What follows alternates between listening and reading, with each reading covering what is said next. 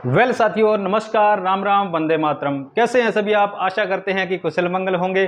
साथियों, मैं आपका अपने YouTube channel Hindi by Hanuman sir पर तहे दिल से हार्दिक अभिनंदन और स्वागत करता हूं।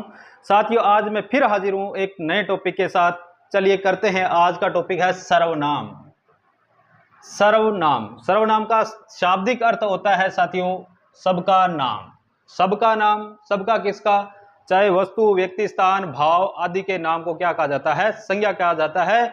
और सर्वनाम की परिभाषा क्या होती है? देखिए, वे शब्द जो संज्ञा के स्थान पर काम आते हैं क्या कहलाते हैं? सर्वनाम कहलाते हैं। अब संज्ञा क्या होती है हमने पीछे वाले वीडियो में संज्ञा कर ली है साथियों। अगर आप देखना चाहते हैं तो पीछे डिस्क्रिप्शन में उसका लिंक दिया गया है, जाकर देख लीजिए।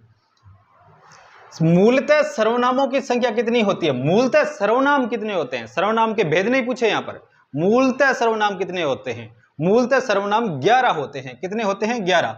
मैं, तू, आप, यह, वह, जो, सो, कौन, क्या, कोई और कुछ। टोटल कितने हो गए? 11। अर्थात मूलतः सर्वनामों की संख्या कितनी होती है? 11। चलिए आगे चलते हैं।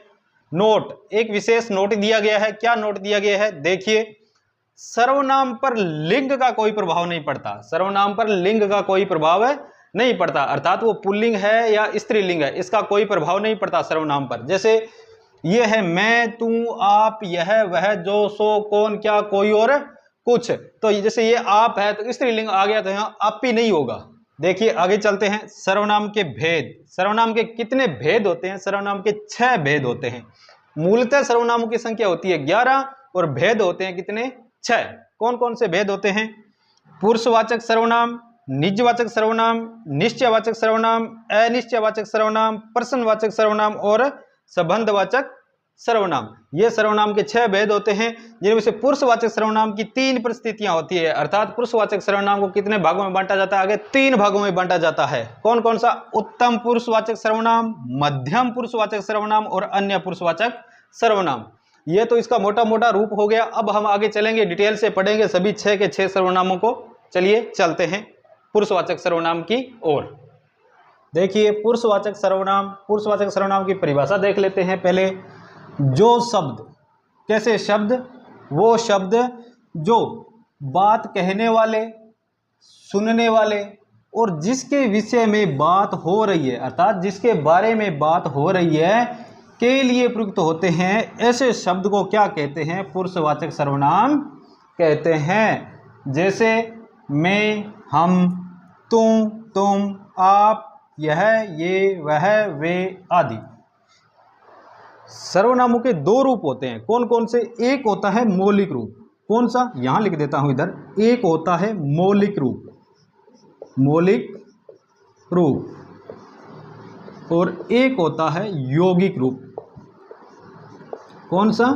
यौगिक रूप। एक होता है मौलिक रूप, एक होता है यौगिक रूप। मौलिक रूप में मैं, जैसे मैं, तू।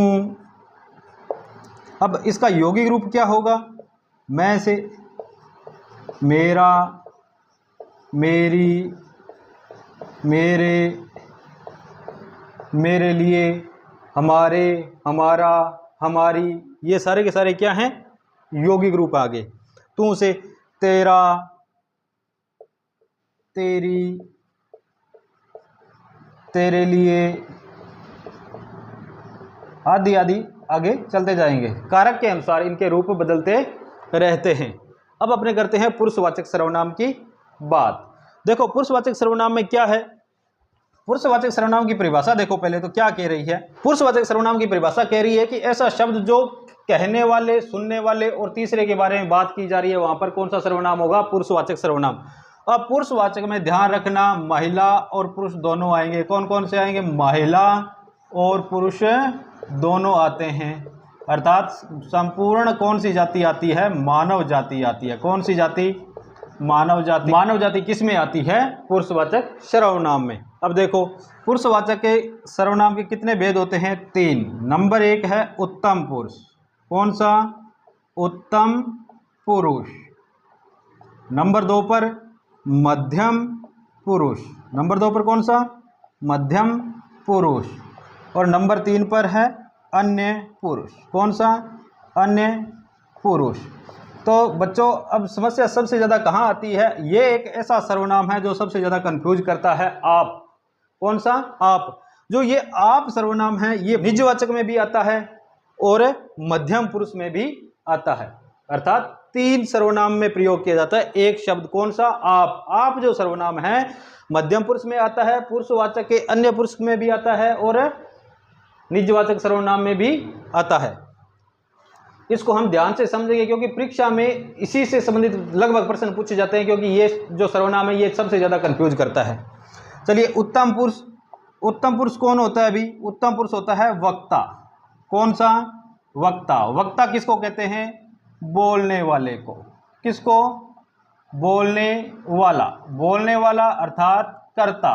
कर्ता अर्थात काम को करने वाला, वो होता है उत्तम पुरुष। अब आता है मध्यम पुरुष। मध्यम पुरुष में श्रोता। कौन सा?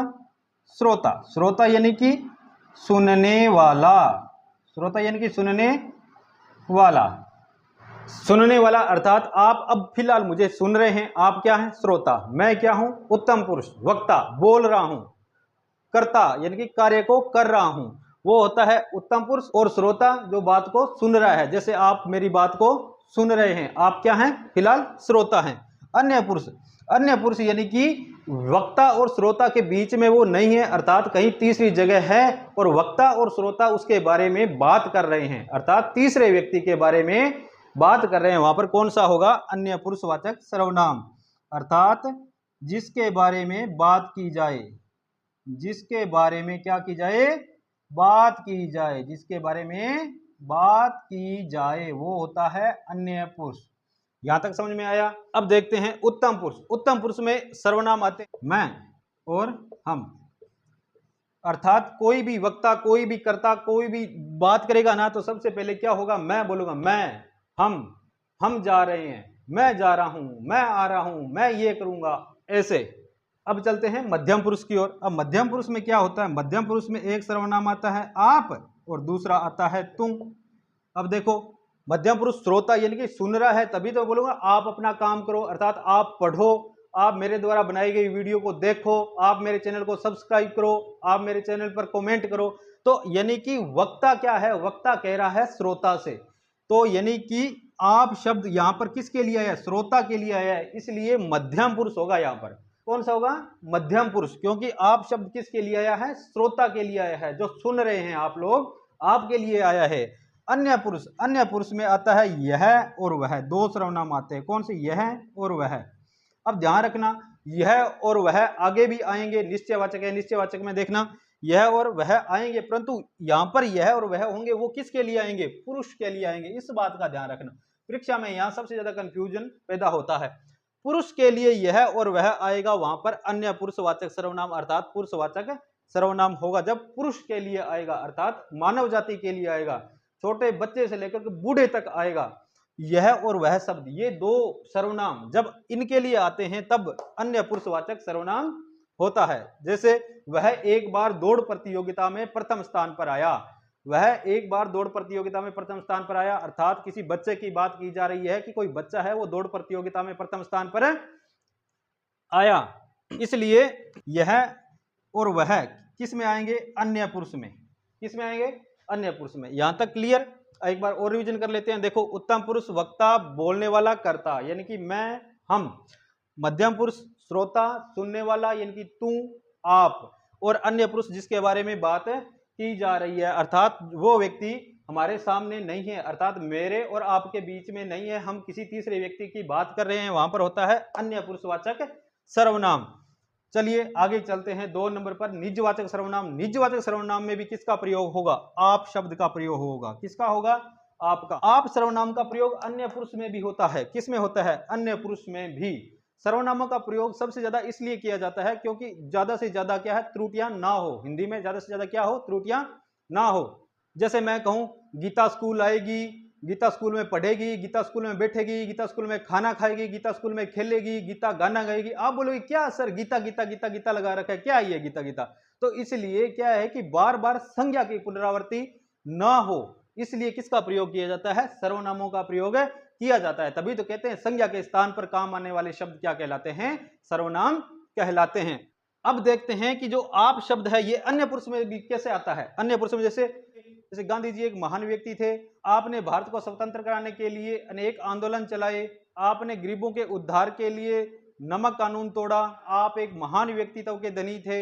यानी कि आप शब्द कहीं ना कहीं आ रहा है, यानी कि उस तीसरे व्यक्ति के लिए भी आ रहा है जो हमारे बीच में मौजूद नहीं है, इसलिए अन्य पुरुष में भी आप शब्द आएगा। इसलिए वाक्य को ध्यान से पढ़ें, परीक्षा में भी जो वाक्य आ जाता है उसको ध्यान से पढ़ें कि आप शब्द किसके लिए प्रयोग हो रहा है। अगर कोई व्यक्ति वास्तव में श्रोता सुन रहा है तो आएगा मध्यम पुरुष के लिए, और अन्य पुरुष अर्थात ना तो श्रोता होगा वहां पर और ना वक्ता होगा, किसी तीसरे के बारे में वहां पर बात की जा रही है, अर्थात वक्ता बोल रहा है, श्रोता सुन रहा है और तीसरे व्यक्ति के बारे में बात की जा रही है। आप शब्द को लेकर के वहां पर अन्य पुरुषवाचक सर्वनाम होगा। अब आप सर्वनाम का प्रयोग निजवाचक सर्वनाम में भी होता है। चलिए देखते हैं आगे निजवाचक सर्वनाम में आप शब्द का प्रयोग कैसे होता है। चलिए साथियों चलते हैं निजवाचक सर्वनाम की ओर।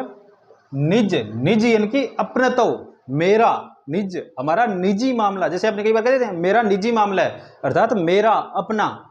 अब देखो परिभाषा देखो, जिस सर्वनाम में अपने लिए यानी कि अपने लिए, स्वयं के लिए यानी कि कर्ता स्वयं के लिए, आप, अपने आप, स्वयं, खुद, स्वतः आदि शब्दों का प्रयोग करता है, वहां पर निजवाचक सर्वनाम होता है। जैसे मैं अपने आप बाजार चला जाऊंगा, अपने आप यानी कि कौन, कर्ता, कर्ता किसके लिए आप शब्द का प्रयोग कर रहा है, अपने लिए कर रहा है, यानी कि खुद के लिए कर रहा है, अपने आप बाजार चला जाऊंगा। हम अपने आप कर लेंगे, हम कौन है, कर्ता, यानी कि स्वयं कर्ता क्या कह रहा है कि हम अपने आप कर लेंगे। जैसे मैं आपको बोलूं कि आप मेरे चैनल को सब्सक्राइब करो, बेल आइकन दबाओ, कमेंट करो, तो आप क्या कहेंगे, सर हम अपने आप कर लेंगे। अर्थात आप शब्द है जो आप अपने लिए प्रयोग कर रहे हैं, न कि मेरे लिए। इसलिए यहां पर कौन सा सर्वनाम हो जाएगा, निजवाचक सर्वनाम। कौन सा सर्वनाम, निजवाचक सर्वनाम। जैसे मैं स्वयं दौड़ लगाऊंगा, मैं स्वयं क्या करूंगा, दौड़ लगाऊंगा, अर्थात किसी और को लगाने नहीं दूंगा, मैं स्वयं। अब ये स्वयं शब्द है वो किसके लिए आया है, कर्ता के लिए, अर्थात कर्ता स्वयं इस शब्द का प्रयोग कर रहा है। इसलिए क्या है कि यहां पर कौन सा सर्वनाम हो जाएगा, निजवाचक सर्वनाम। आप शब्द में सिर्फ 3 बातों को ध्यान रखना है, छोटी छोटी बातें हैं। देखो, एक मध्यम पुरुष, कौन सो मध्यम, एक अन्य पुरुष और एक ये अपने वाला निजवाचक। अब मध्यम पुरुष में क्या है, श्रोता होगा, कौन होगा, श्रोता। अन्य पुरुष में अन्य व्यक्ति, कौन होगा, अन्य व्यक्ति। निजवाचक में खुद कौन, कर्ता है। एक ही तो शब्द है जिसका नाम क्या है, आप, और आप शब्द सबसे ज्यादा कंफ्यूज करता है, इसमें पता नहीं कौन सा सर्वनाम होगा। तो ये मध्यम यानी कि श्रोता के लिए जब आए तो मध्यम पुरुषवाचक सर्वनाम, और आप शब्द ऐसे व्यक्ति के लिए आए कि जो हमारे बीच में ना हो, उसकी वक्ता और श्रोता दोनों मिलकर क्या कर रहे हैं, बात कर रहे हैं, वहां पर कौन सा हो जाएगा, अन्य पुरुषवाचक सर्वनाम। और आप शब्द का प्रयोग निज यानी कि कर्ता स्वयं के लिए करे, अपने लिए करे, वहां पर कौन सा सर्वनाम हो जाएगा, निजवाचक सर्वनाम। बस आप में कंफ्यूज दूर हो गया, इतनी सी तो बात थी। चलिए आगे चलते हैं, निश्चय और अनिश्चय एक साथ कर लेते हैं, ज्यादा कंफ्यूज करने वाली बात है नहीं उनमें। चलिए साथियों करते हैं अनिश्चयवाचक और निश्चयवाचक सर्वनाम को स्टार्ट। देखो सबसे पहले करेंगे हम निश्चयवाचक सर्वनाम। कौन सा, निश्चयवाचक सर्वनाम। इसकी परिभाषा देख लेते हैं पहले। किसी निश्चित वस्तु या जीव जंतुओं का बोध कराने वाले शब्द निश्चयवाचक सर्वनाम कहलाते हैं। अर्थात निश्चित वस्तु क्या होगी, निश्चित वस्तु या जीव जंतु का बोध कराने वाले सर्वनाम शब्द क्या कहलाते हैं, निश्चयवाचक सर्वनाम। जैसे यह पुराना मकान है, यह पुराना मकान, मकान की एक वस्तु है और वस्तुओं के नाम किस में आते हैं, मकान एक जातिवाचक संज्ञा है। यह पुराना मकान है, अर्थात यह क्या है, निश्चयवाचक सर्वनाम है, अर्थात निश्चित बता रहा है कि यह वास्तव में क्या है, पुराना मकान है। इसे संकेतवाचक सर्वनाम भी कहते हैं। देखो इसको संकेतवाचक सर्वनाम भी कहा जाता है। क्यों कहा जाता है, क्योंकि ये संकेत करता है, इशारा करता है, ठीक है ना, इशारा करके बताता है कि ये क्या है, पुराना मकान है। यह क्या है, यह गाय है, यह गाय है। ये उनकी पुस्तकें हैं, बहुवचन आ गया। देखो ये उनकी पुस्तकें हैं, ये किनकी पुस्तकें हैं? उनकी पुस्तकें हैं। वे बिल्लियां हैं, क्या है? वे बिल्लियां हैं, अर्थात इशारा किया जा रहा है ऐसे, वे बिल्लियां हैं, ये इनकी पुस्तकें हैं। वह मकान क्या है? पुराना है। यह मकान क्या है? नया है। ऐसे ऐसे उदाहरण आपको देखने को और भी मिल जाएंगे। देखिए मौलिक रूप है यह और वह, यौगिक रूप क्या हो गया? ये और वे। जैसे मैंने आपको पहले बताया कि सर्वनाम मूलतः तो 11 होते हैं, परंतु आगे इसका डिवाइडेशन हो जाता है, आगे विभाजन हो जाता है, किस रूप में? यौगिक रूप में। चलिए अनिश्चयवाचक सर्वनाम देख लेते हैं अब। जिन सर्वनाम शब्दों से किसी निश्चित वस्तु या व्यक्ति का बोध न हो, यहां पर तो हो, यहां पर ना हो, वो क्या कहलाते हैं? अनिश्चयवाचक सर्वनाम कहलाते हैं। जैसे मुझे कोई बुला रहा है, क्या कर रहा है? बुला रहा है, वहां पर कौन सा आ जाएगा? अनिश्चयवाचक सर्वनाम, क्योंकि कोई जो शब्द है वो क्या है?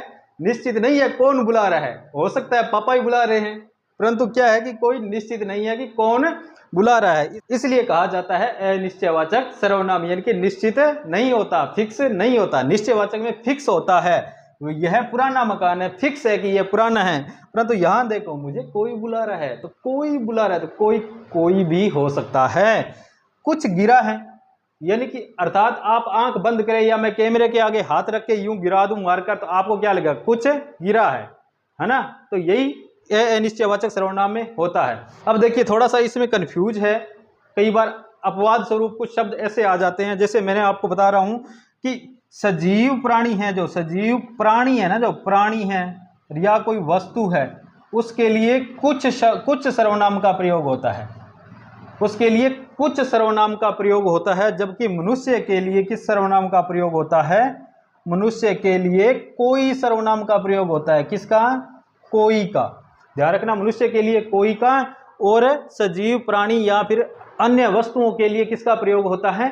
कुछ का। जैसे अब नदी में आपको पता नहीं, जैसे पत्ता गिरा, तो आप क्या करेंगे? कोई गिर गया। क्यों? क्योंकि पत्ते गिरने की, मनुष्य के गिरने की आवाज अलग अलग होती है, इसलिए कोई गिरा है यानी कि मनुष्य गिरा है, कुछ गिरा है यानी कि या तो जानवर गिरा है या कोई पत्ता गिरा है। इसलिए कुछ शब्द का प्रयोग किसके लिए आता है? सजीव जो प्राणी है या वस्तु है उनके लिए, और मनुष्य के लिए किसका प्रयोग आता है? कोई का प्रयोग होता है। कई बार क्या हो जाता है कि इसका उल्टा हो जाता है, जैसे प्राणी या कुछ वस्तु के लिए क्या आ जाता है? कोई शब्द आ जाता है, कोई शब्द अर्थात कोई सर्वनाम आ जाता है। किसके लिए? सजीव प्राणी या वस्तु के लिए कोई सर्वनाम आ जाता है, और मनुष्य के लिए कुछ आ जाता है, मनुष्य के लिए कुछ। ये अपवाद स्वरूप आता है, हमेशा नहीं आता। हमेशा तो क्या होता है? हमेशा इसका उल्टा होता है। जैसे मैंने आपको बताया पहले कि मनुष्य के लिए कोई और सजीव प्राणी या वस्तु के लिए कुछ शब्द का प्रयोग होता है, परंतु विशेष परिस्थिति में कई बार ऐसा हो जाता है, तो आपको यह ध्यान रखना है। परंतु आएगा किसमें? अनिश्चयवाचक सर्वनाम में। जैसे सजीव प्राणी, इसके लिए कोई का प्रयोग कैसे होता है? अब देखिए, जैसे आपके पापा बाजार जा रहे हैं, आप क्या कहेंगे? पापा कोई सामान लेते आना, कोई सामान लेते आना, अर्थात खाने के लिए कोई भी सामान लेते आना।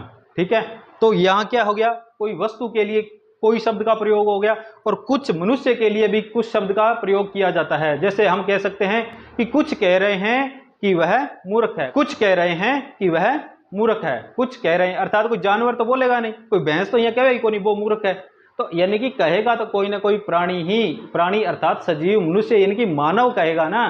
तो इसलिए मानव के लिए यदि कुछ कह रहे हैं कि वे मूर्ख हैं, अर्थात मानव के लिए किसका प्रयोग हो गया? कुछ का हो गया। ये विशेष परिस्थितियों में इसका प्रयोग होता है। चलिए आगे चलते हैं। अब दो सर्वनाम और रह गए, कौन कौन से? संबंधवाचक और प्रश्नवाचक। उसमें ज्यादा कोई दिक्कत है नहीं, किसी प्रकार की समस्या का सामना हमें करना नहीं पड़ेगा, परीक्षा में धड़ाधड़ चेप देना, कोई दिक्कत नहीं है। चलिए प्यारे मित्रों, चलते हैं सर्वनाम के अंतिम पदों की ओर। प्रश्नवाचक सर्वनाम कौन सा? 5 नंबर है प्रश्नवाचक सर्वनाम। इसमें क्या होता है? प्रश्न का बोध कराने वाले शब्दों को क्या कहा जाता है? प्रश्नवाचक सर्वनाम कहा जाता है। अर्थात ऐसे शब्द, ऐसे सर्वनाम हमारे सामने आए जिसे हमें क्या है कि प्रश्न का बोध हो कि क्या पूछा जा रहा है, कोई ना कोई प्रश्न पूछा जा रहा है, वहां पर कौन सा सर्वनाम हो जाएगा? प्रश्नवाचक सर्वनाम हो जाएगा। जैसे कौन आ रहा है, अर्थात आप कहीं जा रहे हैं मिलने के लिए किसी से, और रास्ते में कोई आ रहा है, तो आप वो आ रहा है, तो आप बोलेंगे कौन आ रहा है, करेंगे ना, तो पूछेंगे कौन आ रहा है। तो कौन यानी कि कौन मनुष्य के लिए प्रयुक्त होता है, अर्थात कौन किसके लिए प्रयुक्त होगा, मनुष्य के लिए। ये ध्यान रखना भाई, कौन मनुष्य के लिए। एक और देखिए, क्या कहते हो, अर्थात क्वेश्चन किया जा रहा है, प्रश्न किया जा रहा है कि क्या कहते हो। यहां पर मनुष्य के लिए ना करके क्या किसके लिए आएगा, वस्तु या प्राणी के लिए आएगा, वस्तु या प्राणी मात्र यानी कि जीव जंतु के लिए आएगा। प्राणी मात्र के लिए क्या, वस्तु के लिए क्या, और मनुष्य के लिए कौन। देखिए, मेरे लिए क्या लाए हो, मेरे लिए आप क्या लाए हैं या क्या लाए हो। अब लाया को क्या समान होगा तभी तो लाया जाएगा ना, तो समान के लिए क्या प्रयुक्त हुआ है, क्या, अर्थात वस्तु के लिए क्या और मानव के लिए, मनुष्य के लिए कौन शब्द का प्रयोग किया जाता है। प्रश्नवाचक सर्वनाम समझ में आया। चलिए चलते हैं संबंधवाचक सर्वनाम की ओर। इसमें नाम में ही पता चल जाता है। देखिए संबंधवाचक, कौन सा, संबंधवाचक। और संबंधवाचक देखो, संबंध किस में होगा, दो व्यक्तियों में, दो वस्तुओं में, दो पदार्थों में, दो स्थानों में। इनमें क्या होगा, इनमें संबंध स्थापित होगा। जैसे एक अकेला मनुष्य शादी नहीं कर सकता, जैसे एक आदमी कैसे शादी कर लेगा, नहीं कर सकता। एक टीचर बिना बच्चों के विद्यालय में कैसे पढ़ा सकता है, पढ़ा सकते हैं क्या, नहीं पढ़ा सकता। जैसे मैं अब आपको पढ़ा रहा हूं, तो आप अगर देखोगे नहीं तो फिर मेरा बोलने का यह क्या उचित है, कोई उचित नहीं है। अर्थात मेरा और आपका क्या है, कुछ ना कुछ संबंध है, कहीं ना कहीं कोई संबंध अवश्य है। चलिए परिभाषा देख लेते हैं। एक सर्वनाम का दूसरे सर्वनाम से या संज्ञा से संबंध प्रकट करने वाले शब्द क्या कहलाते हैं, संबंधवाचक सर्वनाम कहलाते हैं। क्या कहलाते हैं, संबंधवाचक सर्वनाम कहलाते हैं। एक सर्वनाम दूसरे के साथ या तो सर्वनाम होगा या संज्ञा होगी, उसके साथ क्या करेगा, संबंध स्थापित करेगा, तब वहां पर क्या हो जाएगा, संबंधवाचक सर्वनाम हो जाएगा। जैसे जिसकी लाठी उसकी भैंस, अर्थात जिसकी उसकी, जैसी करनी वैसी भरनी, अर्थात जैसा आप करोगे वैसा भरोगे। यदि आप मेरे चैनल को सब्सक्राइब करोगे, बेल आइकन प्रेस करोगे तो आपको आने वाले वीडियो मिलेंगे, नहीं करोगे तो नहीं मिलेंगे। इसलिए जैसी करनी वैसी भरनी। अब देखो सर्वनाम में इसके यहां पर सर्वनाम हो जाते हैं कंप्लीट, परंतु इसके साथ साथ सर्वनाम में कुछ एक बातें और है जो ध्यान देने योग्य है, वो थोड़ी देख लेते हैं। क्या क्या बातें हैं, देखिए कुछ एक बातें मैं आपको वैसे ही बता देता हूं। सर्वनाम संज्ञा के स्थान पर प्रयुक्त होते हैं। सभी को पता है कि सर्वनाम किसके स्थान पर प्रयुक्त होते हैं, संज्ञा के स्थान पर प्रयुक्त होते हैं। आगे चलिए, सर्वनाम भी संज्ञा के समान एक वचन और बहुवचन में होते हैं। अर्थात सर्वनाम का भी एक वचन होता है और बहुवचन होता है, क्रम पर निर्धारित करता है। सर्वनाम भी संज्ञा के समान पुल्लिंग और स्त्रीलिंग होते हैं। अर्थात सर्वनाम भी स्त्रीलिंग और पुल्लिंग होता है, किंतु इसका रूप एक जैसा रहता है। जैसा मैंने आपको शुरू में बताया कि सर्वनाम पर लिंग का कोई प्रभाव नहीं पड़ता, चाहे पुल्लिंग हो चाहे स्त्रीलिंग हो, उसका रूप एक समान रहता है। इनके लिंग की पहचान क्रिया से होती है। किससे होती है, क्रिया से होती है। जैसे मैं बाजार जाता हूं, वह बाजार आती है। आई बात समझ में, हंसो मत। तो इससे पता चलता है कि जो सर्वनाम है वह पुल्लिंग है या स्त्रीलिंग है। चलिए आगे चलते हैं। सर्वनाम शब्दों में 7 कारक होते हैं। सर्वनाम शब्दों में कितने कारक होते हैं, 7 कारक होते हैं। एक कारक कौन सा नहीं होता, संबोधन कारक नहीं होता। कौन सा कारक नहीं होता, संबोधन कारक नहीं होता। और अंतिम देख लेते हैं, सर्वनाम में संज्ञा शब्दों के समान ही विकार उत्पन्न होते हैं। सर्वनाम में संज्ञा शब्दों के समान ही विकार उत्पन्न होते हैं। अब देखो विकार से मुझे एक बात और याद आ गई। देखिए रूप परिवर्तन के आधार पर शब्दों के 2 भेद होते हैं। कितने भेद होते हैं, 2 भेद होते हैं। एक तो होते हैं विकारी, कौन से, विकारी, और एक होते हैं अविकारी। कौन कौन से, एक विकारी और एक है अविकारी। अब विकारी में हम 4 पार्ट पढ़ेंगे। कितने पार्ट पढ़ेंगे, 4 पार्ट पढ़ेंगे। कितने पार्ट पढ़ेंगे, 4 पार्ट पढ़ेंगे। कौन कौन से, संज्ञा, सर्वनाम, क्रिया और विशेषण। ये क्या है, विकारी हैं, यानी कि इनमें परिवर्तन होता है। संज्ञा, सर्वनाम, क्रिया और विशेषण, ये 4 क्या है, विकारी शब्द हैं, इनमें परिवर्तन होता है। जबकि अविकारी के कितने पार्ट हैं, अविकारी के भी 4 पार्ट हैं। अविकारी के भी कितने हैं, ये भी हम पढ़ेंगे, 4 पार्ट हैं। कौन कौन से, क्रिया विशेषण, संबंध बोधक, समुच्चय बोधक और विस्मयादि बोधक। ये 4 हैं अविकारी और 4 ही विकारी हैं। पहले हम विकारी का अध्ययन करेंगे, फिर हम अविकारी का अध्ययन करेंगे। तो साथियों आज के लिए इतना ही, मिलते हैं अगले वीडियो में। तब तक के लिए नमस्कार, बाय बाय।